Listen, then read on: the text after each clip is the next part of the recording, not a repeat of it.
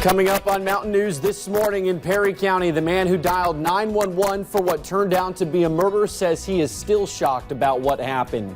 And a police chase from Harlan to Letcher County ended with one man in custody and 2 women injured.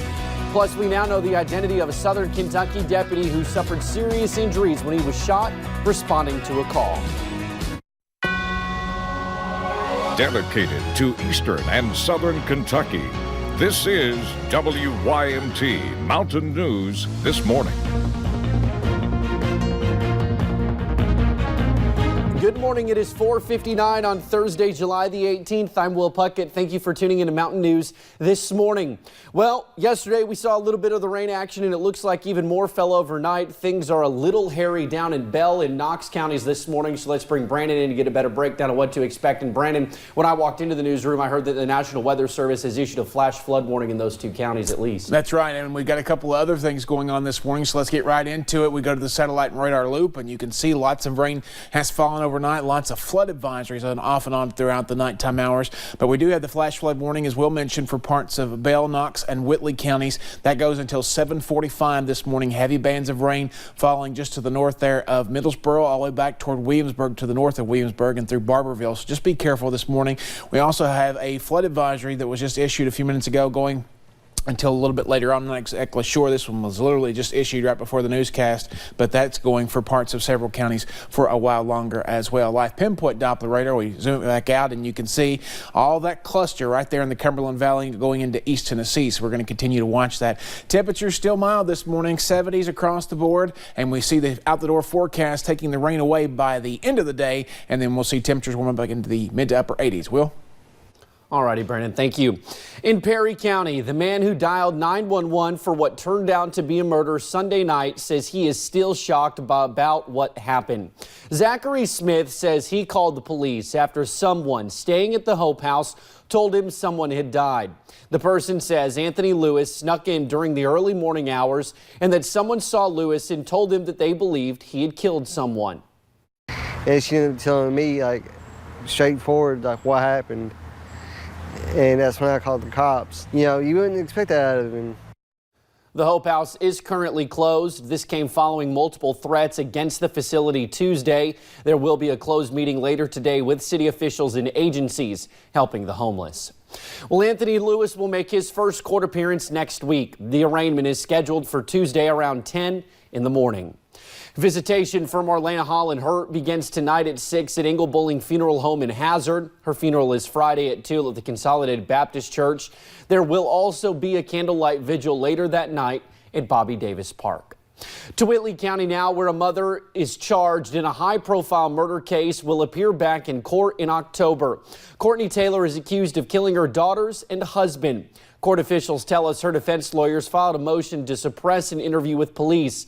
The judge will rule on that during the next 30 days. Her trial is currently set for next March.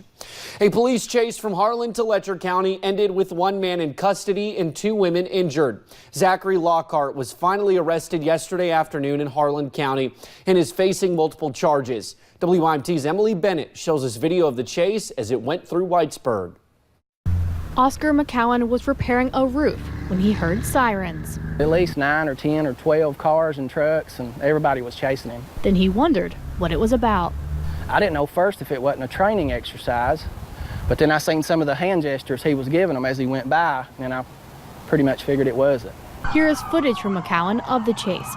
Police say it started in downtown Harlan after Zachary Lockhart drove away after hitting 2 stopped vehicles. The vehicles were stopped, and the impact actually pushed them approximately 4 to 6 feet from where they originally stopped at. 2 women were injured and taken to the hospital. Police chased Lockhart from Harlan to Whitesburg and back across the Harlan County line. He was ramming police cars. He was driving dangerously, running people off the roadway. His mentality was like an animal to escape, no matter what the cost was.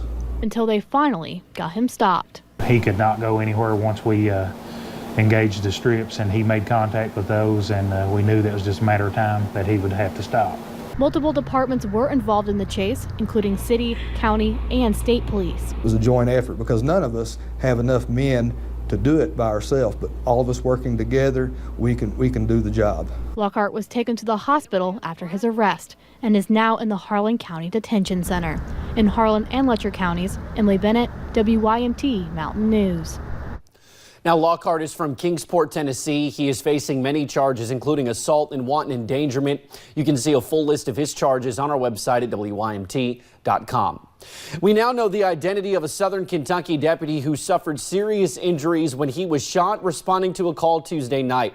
28-year-old Dustin Tyler Watkins was responding to a welfare check when he tried to approach a man in a vehicle outside of the home on Lick Creek Road in McCreary County when 48-year-old Mark Dungan opened fire. Watkins was hit but was wearing a bulletproof vest. Dungan then quickly drove away from the scene. After the shooting occurred, the suspect then fled in his vehicle down the driveway out to Lick Creek Road, where he then struck the constable that was en route to the scene head on.